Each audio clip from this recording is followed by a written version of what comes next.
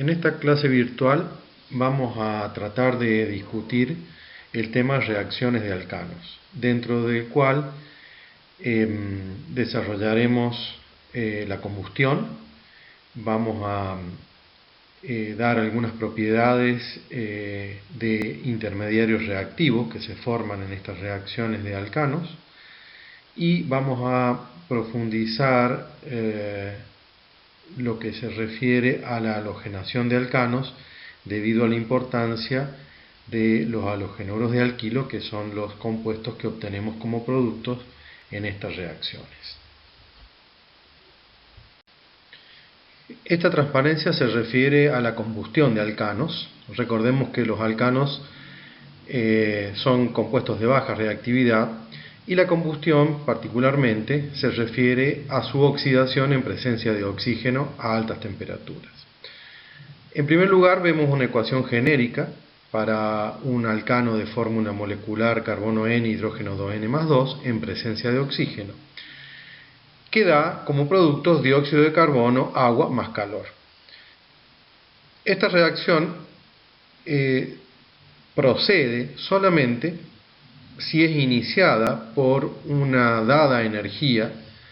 Si uno tiene una mezcla de un alcano más oxígeno y nada más, la reacción no se produce, es decir, hace falta una energía para iniciarla. Prácticamente, ¿dónde vemos esto? Si abrimos la llave de gas de la hornalla de una cocina, si no acercamos el fósforo, un encendedor o un magiclick, no veremos que la llama se enciende. Simplemente estaremos mezclando el gas que sale por la hornalla con el oxígeno del aire, y hasta que no haya una chispa o un iniciador de la reacción, no se empezará a producir la reacción. Es muy importante que tengamos en cuenta que los productos de esta reacción, en presencia de una cantidad mínima de oxígeno, como la que demuestra esta ecuación general, es decir, 3N más una molécula de oxígeno, lleva a la combustión o posibilita la combustión completa del alcano en cuestión, dando como productos el dióxido de carbono, el agua y el calor. ¿Qué pasa cuando esta cantidad de oxígeno no es la suficiente para producir esta combustión completa? Es decir, donde el producto en que se transforma el carbono contenido en el alcano es dióxido de carbono. Lo que ocurre es la combustión incompleta, que es la que muestra la tercera ecuación que vemos en esta transparencia, donde el producto donde va a parar el carbono contenido en el alcano es monóxido de carbono. Este producto debemos conocerlo y saber las consecuencias que tiene para los seres vivos, particularmente para las personas, ya que es venenoso cuando uno lo inspira, produciendo envenenamiento por monóxido de carbono. Son muy conocidas todos los inviernos, lamentablemente, fallecimientos de varias personas por el mal funcionamiento de artefactos que funcionan a gas, como calefones, cocinas, calefactores, e inclusive por usar métodos de calefacción a base de carbón, el cual, mal encendido, es una fuente muy importante de monóxido de carbono. Así que debemos saber cuáles son las consecuencias de una combustión completa y cuáles son las consecuencias de una combustión incompleta. Por lo tanto, es muy importante que sepamos balancear las ecuaciones y saber cuál es la cantidad mínima de oxígeno que necesitamos para quemar, para oxidar completamente cierta cantidad de un alcano.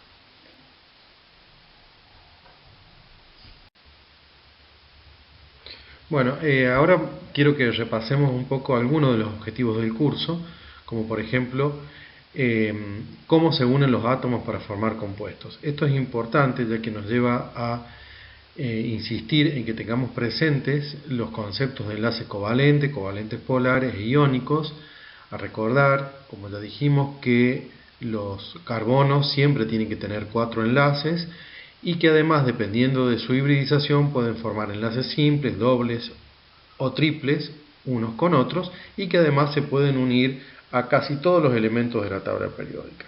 Otro objetivo del curso que habíamos mencionado era que ustedes aprendieran a reconocer cómo ocurren las reacciones químicas, y eso se lograría a través de la interpretación de los mecanismos de la reacción.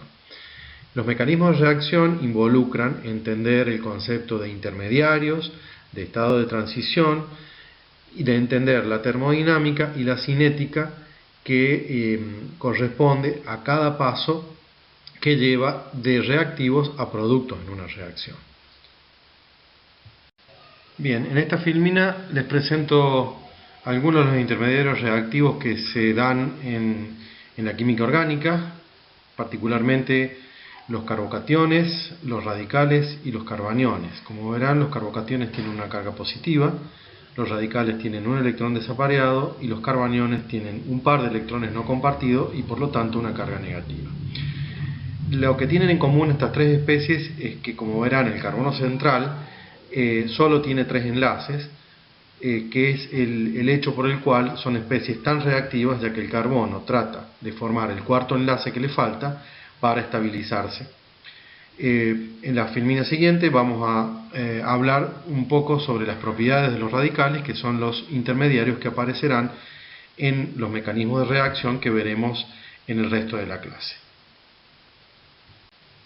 Bien, de los radicales lo primero que podemos decir es que la característica común es que tienen un electrón desapareado. Dentro de esta familia de especies podemos decir que hay radicales orgánicos, los cuales se forman por una ruptura homolítica de un enlace, y radicales inorgánicos como el monóxido de nitrógeno, el dióxido de nitrógeno, el átomo de sodio, el átomo de cloro. Todas estas especies tienen un electrón desapareado en algún orbital. Los radicales orgánicos pueden ser piramidales o pueden ser planos con hibridación sp2. Dentro de los piramidales tenemos los piramidales rígidos, que se dan cuando el carbono que soporta el electrón desapareado está en un sistema muy poco flexible que no permite el cambio de geometría.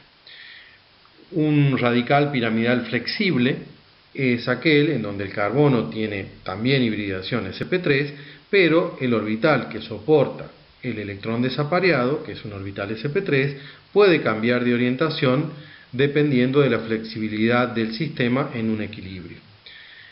Y el radical plano es aquel radical donde el electrón desapareado está en un orbital p puro sobre un carbono con hibridación sp2.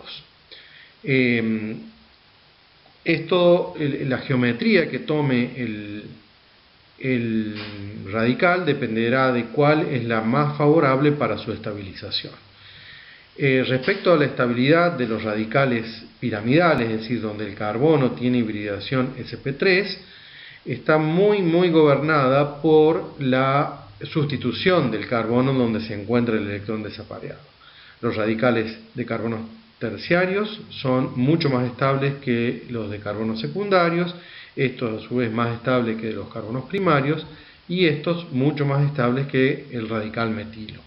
Recordemos que un carbono terciario es aquel que está unido a 3 carbonos, uno secundario está unido a 2 carbonos y uno primario, aquel que está unido solo a un carbono. Una vez que hemos visto las características principales de los radicales, la primera reacción de las que les quiero hablar donde participan estas especies es la pirólisis. La pirólisis de alcanos es el proceso que se lleva adelante con moléculas de alcanos de alto peso molecular para fragmentarlos y producir alcanos de menor peso molecular. Es lo que normalmente se llama cracking en el procesamiento del petróleo. Como ustedes pueden ver en esta filmina, un alcano como por ejemplo el pentano, al ser sometido a altas presiones y altas temperaturas en ausencia de oxígeno, puede fragmentarse y dar radicales metilos, radicales butilos, radicales etilos o propilos. Una vez que se producen esta serie de radicales, se pueden recombinar para, por ejemplo, que dos radicales metilos den una molécula de etano, un radical metilo y uno etilo de una molécula de propano, y así sucesivamente. De hecho, si se forman moléculas más largas, se volverán a fragmentar y se volverán a recombinar para formar moléculas más pequeñas. También en este proceso se da lo que se llama la reacción de desproporción, que es que un radical abstraiga un hidrógeno, un átomo de hidrógeno de otro radical y genere un alcano y un alqueno, es decir, una molécula que tiene un doble enlace. En el ejemplo que vemos acá, un radical etilo abstrae un hidrógeno a un radical propilo, dando la molécula de etano y la molécula de propeno.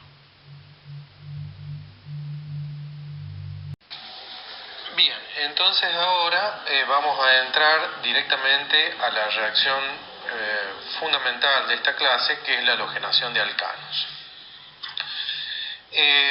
Ya como dijimos, los alcanos son poco reactivos, tienen poca afinidad para reaccionar. Si uno hace una mezcla de metano con cloro y simplemente los deja, uno observa que no hay reacción. En cambio, si la calentamos a 120 grados, se observa un producto que sería el clorometano más cloruro de hidrógeno.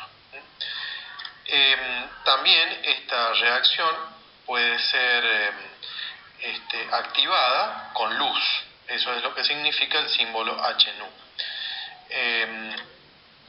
Si esta reacción se sigue llevando a cabo en esas condiciones, en exceso de cloro obtendremos el diclorometano, el triclorometano y el tetracloruro de carbono o el tetraclorometano.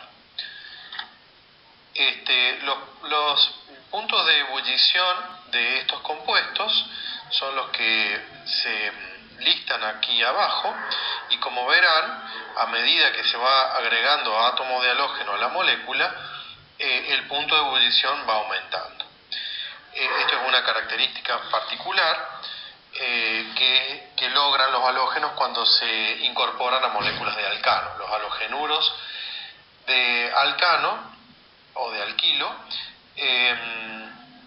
mientras mayor es el número de átomos de halógeno que contiene la molécula, mayor es el punto de ebullición que tiene ese compuesto.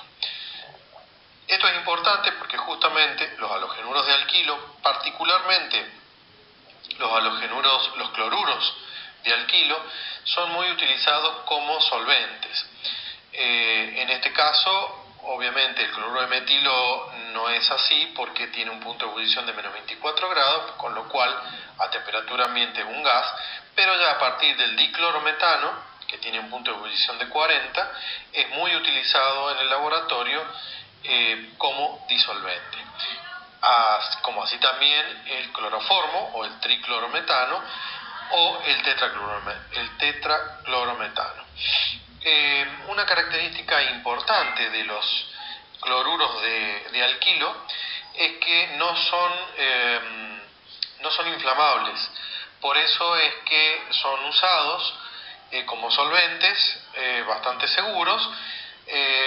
Sí son tóxicos, por lo cual hay que manipularlos con bastante precaución, pero por ejemplo se los utiliza mucho en la industria de las tintorerías, ya que son muy buenos disolventes de sustancias grasas y, como les decía, no son combustibles.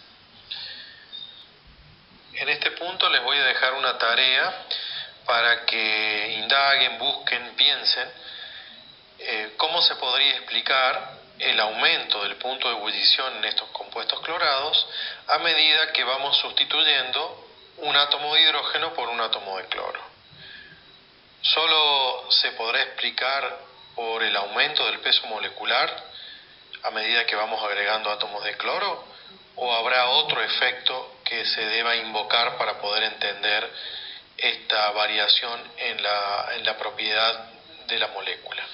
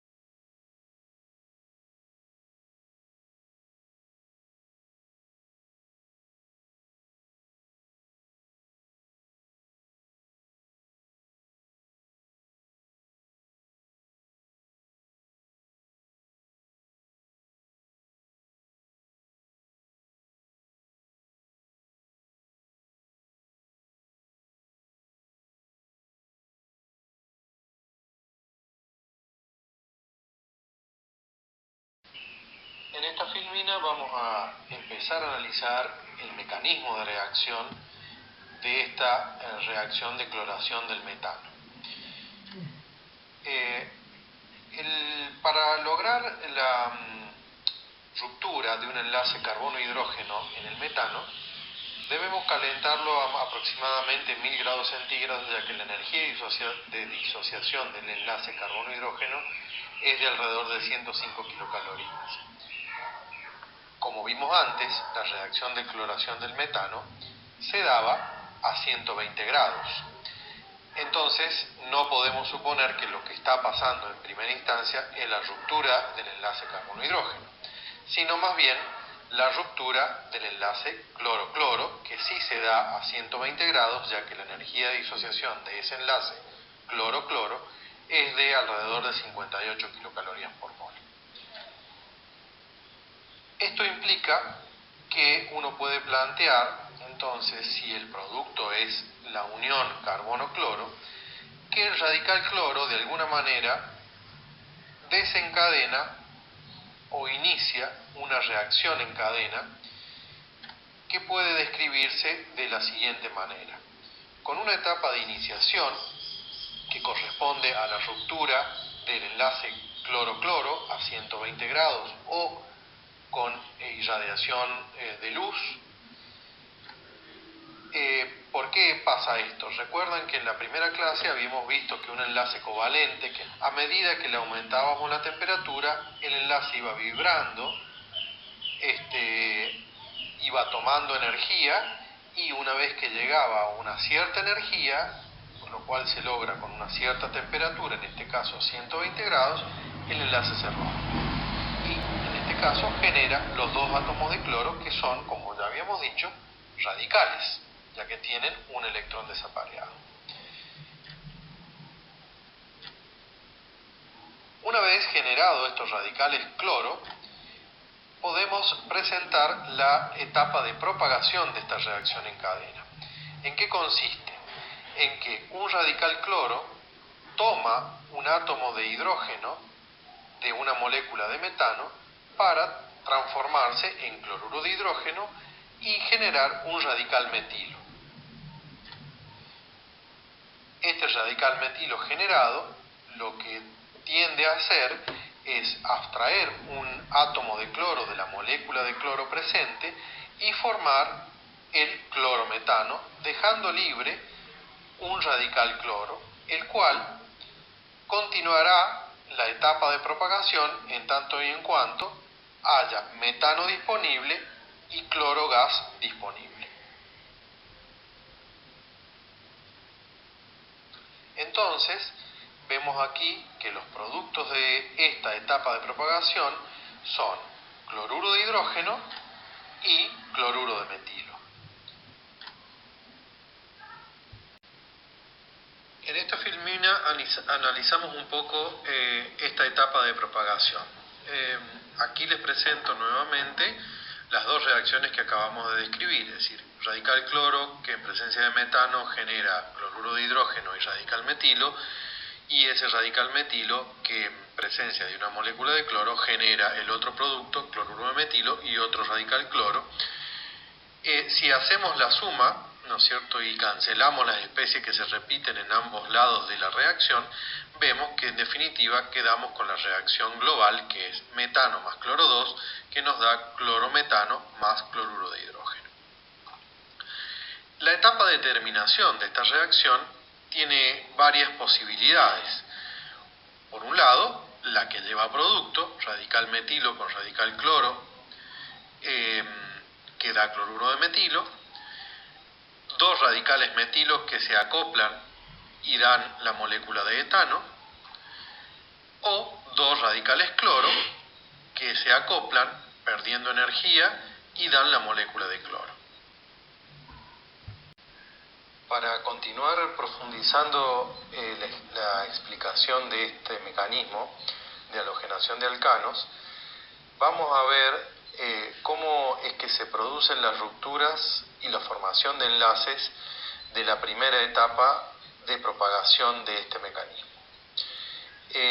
habíamos dicho que en la etapa de iniciación se generaba el átomo de cloro, radical cloro, el cual en presencia de metano se aproxima al enlace carbono-hidrógeno y cuando está a una distancia adecuada abstrae un hidrógeno del metano rompiendo el enlace carbono-hidrógeno para formar el enlace cloro-hidrógeno y dejar liberado el radical metilo que toma hibridización sp2. La termodinámica de estas rupturas y formación de enlace es la que está descrita debajo de la ecuación química. La ruptura de un enlace carbono-hidrógeno en el metano necesita 105 kilocalorías por mol, mientras que la formación del enlace cloro-hidrógeno libera 103 kilocalorías por mol, por lo que en consecuencia podemos decir que esta etapa tiene un déficit energético de 2 kilocalorías por mol, o sea, es una etapa endotérmica. Quisiera que noten en el diagrama de energía en función de coordenada de reacción cómo el estado inicial está un poco más abajo en energía que el estado final, es decir, la mezcla radical cloro con metano energéticamente es 2 kilocalorías más estable, mezcla cloruro de hidrógeno radical metilo. Para llegar a ese estado final, el sistema tiene que pasar por el estado de transición donde se está rompiendo el enlace carbono-hidrógeno y se está formando el enlace cloro-hidrógeno, el cual tiene una energía de activación de 4 kilocalorías por mol. Ya veremos que estas energías de este estado de activación o de transición y este déficit de 2 kilocalorías por mol se recuperan en la siguiente etapa.